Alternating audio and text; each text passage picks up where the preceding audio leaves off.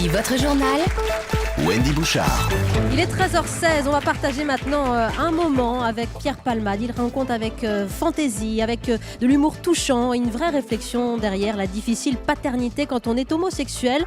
Mais le rêve d'enfant est communicatif et comme l'écriture de cette nouvelle pièce, le fils du comique, il est là pour vous, Pierre Palmade, dans ce studio d'Europe 1.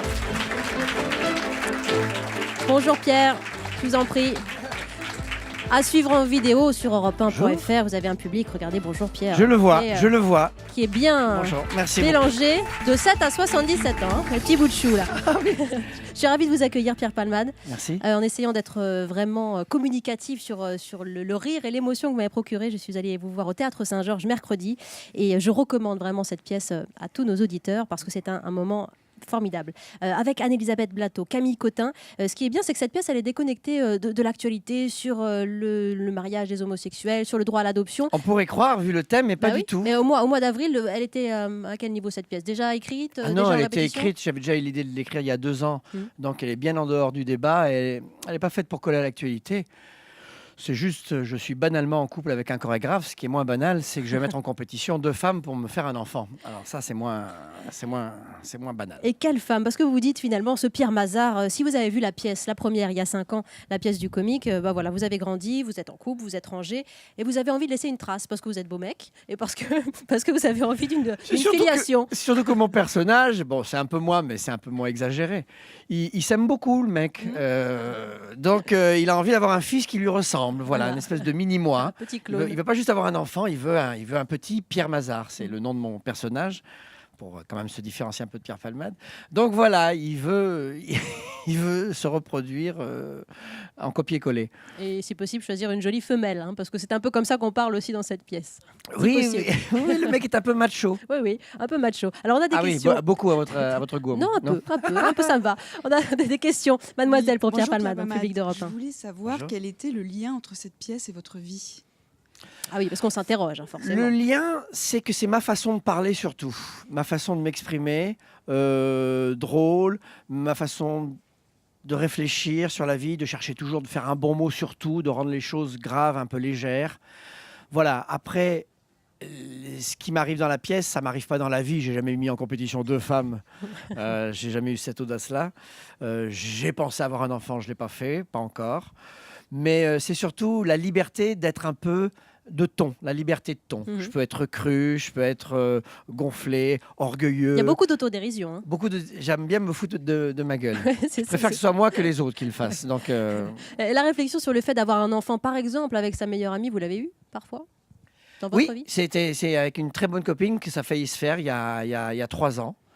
Voilà. Et c'est Michel Larocque. Oh là là, je n'ai pas de problème avec François. Non. Question, madame. Et dans la vraie vie, vous êtes macho? Je pense un peu. Dans le côté protecteur, dans le côté c'est l'homme qui entreprend, c'est l'homme qui... voilà, dans ma première vie... hétéro ou bi, j'étais un peu macho, voilà. Alors c'est plus difficile quand on est un couple avec un homme, parce qu'on est quand même 2 coqs. Donc il y a la notion de machisme entre hommes, c'est un peu plus compliqué. Mais oui, je suis un doux macho. Ouais. Un doux macho, mais c'est joli, c'est de belles formules tout ça. On a Marie qui nous rejoint en 39-21, qui veut vous interroger, Pierre Palmade, autour de cette pièce, Le fils du comique, je rappelle, au Théâtre Saint-Georges, c'est du mardi au samedi. Bonjour Marie. Bonjour Wendy, bonjour Pierre. Bonjour Marie. Je me posais une question. Vous travaillez avec 2 comédiennes qui sont extrêmement connues du grand public, puisque Camille Cotin joue dans la série Peps sur TF1 et Anne-Elisabeth Blateau dans Scène de ménage sur M6. N'avez-vous pas eu peur d'une petite rivalité entre ces 2 femmes qui sont en compétition en termes d'audience à la télévision? C'est mignon, mais ça me permet de désamorcer cette idée-là, puisque elles étaient copines au sein de ma troupe bien avant d'être connues, célèbres grâce à la télévision. Donc cette petite rivalité les fait beaucoup rire. Il y en a une qui est connue aussi, Camille Cotin sur Canal+, Anne-Elisabeth Blateau sur M6. Non, elles s'en amusent beaucoup, surtout que elles sont très très différentes en même temps. Ce sont 2 popularités naissantes et équivalentes. Et elles ont 2 féminités et 2 humours très différentes. Elles sont elles sont ravies de s'affronter sur scène le soir. Mais Il y en a une qui est inspecteur de police, Voilà. l'autre qui est une grande comédienne, qui est plus racée, qui visiblement que vous il y en a une très vous préférez. sophistiquée et Oui, une beaucoup plus terrienne. c'est ça. Voilà, on a l'opposition Et d'une... la terrienne, excusez-moi, je vous quitte pas. Hein. Mais je vous Ça suis, m'intéresse ce que vous dites. Hein, mon mais- tabouret tourne, donc c'est très Voilà. pratique. Mais je déambule dans ce studio pour ceux qui nous écoutent seulement. Et on a une question, mademoiselle, madame. Bonjour Wendy, bonjour Pierre, Laetitia. Ravie d'être devant vous en chair et en os. Je suis fan de vous depuis des années et vous m'avez Ça part beaucoup bien. inspirée parce que je suis comédienne, metteur en scène et professeur. Je tiens un cours justement avec des enfants et Wendy, on s'était déjà rencontrés à l'occasion quand je les avais emmenés de l'Alpe d'Huez. Maintenant, je me suis installée sur Aisy-sur-Eure et ce qui me plaît énormément et me touche énormément chez vous, c'est que vous êtes toujours dans une idée de transmission. Et cette transmission, vous la poussez jusqu'à même aider de nouveaux talents comme Arnaud de Samer, Anne-Elisabeth et d'autres, comme par exemple aussi avec votre troupe, la petite troupe de Palmade que vous tenez. Et justement par rapport à tout ça, par rapport à cette idée de transmission et ce rêve d'enfant, je me demandais si vous accepteriez d'être parrain de ma troupe de théâtre et pourquoi pas de leur accorder une petite heure et de venir les rencontrer et justement leur transmettre ce que vous pourriez leur transmettre en tête-à-tête. Alors, je Merci, Sophie. ne sais pas comment on s'adresse à des enfants pour la comédie. Comme aux Comme aux adultes, adultes, dit-elle. ce qu'il y a, bien sûr, je le ferai avec plaisir 1 heure, pas pour voir si le contact passe. Ce qu'il y a, c'est que ce n'est pas un cours que je fais, c'est une troupe. C'est-à-dire, je choisis moi-même les comédiens.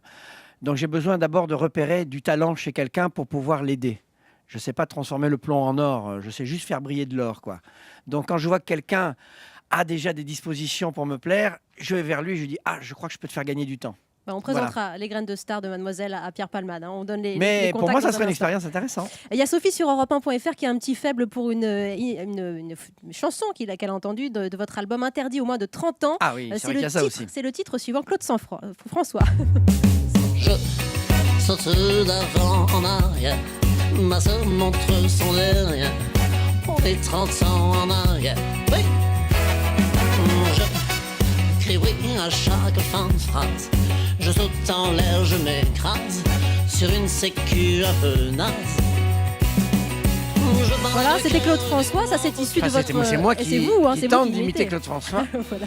Mais alors oui, on a une question je crois, mademoiselle, sur cet À album. propos de bonjour, à propos de votre album, je voulais savoir quelle pourrait être la place de vos chansons. Est-ce que vous envisagez un jour de les chanter sur scène ou est-ce qu'au contraire c'est le côté un peu intime de se dire là je ne suis pas face à mon public, Oui. je suis un peu Et protégée. rigolard. Exactement. C'est ça. Je pense pas que ça pourrait aller plus loin qu'un album. J'ai sorti en digital là, sur les plateformes Oui. téléchargeables, là, sur iTunes et Amazon. Mais c'est parce que je pense que pour ceux qui aiment vraiment bien mon coup d'œil sur la vie, voilà, c'est un petit complément pour ce qu'on peut appeler les fans, s'il y en a. Complément Voilà. d'écriture aussi, hein. Vous aviez envie Complément d'écrire des chansons d'écriture, c'est comme ça que je m'adresse à mes copains en tout cas. C'est comme ça que je fais rire mes copains. Donc ça peut en heurter certains parce que des fois je suis cru. Mais voilà, il aura la vie qu'il aura cet album, mais je me suis beaucoup amusé à le faire. Une autre facette de Pierre Palmade. Merci beaucoup Pierre. Le fils du comique, c'est du mardi au samedi à 21h au Théâtre Saint-Georges. Vous allez vous régaler. C'est précis, c'est drôle, c'est intelligent, c'est rythmé, c'est un plaisir. Merci d'être venu dans les studios d'Europe 1. Merci pour vos questions.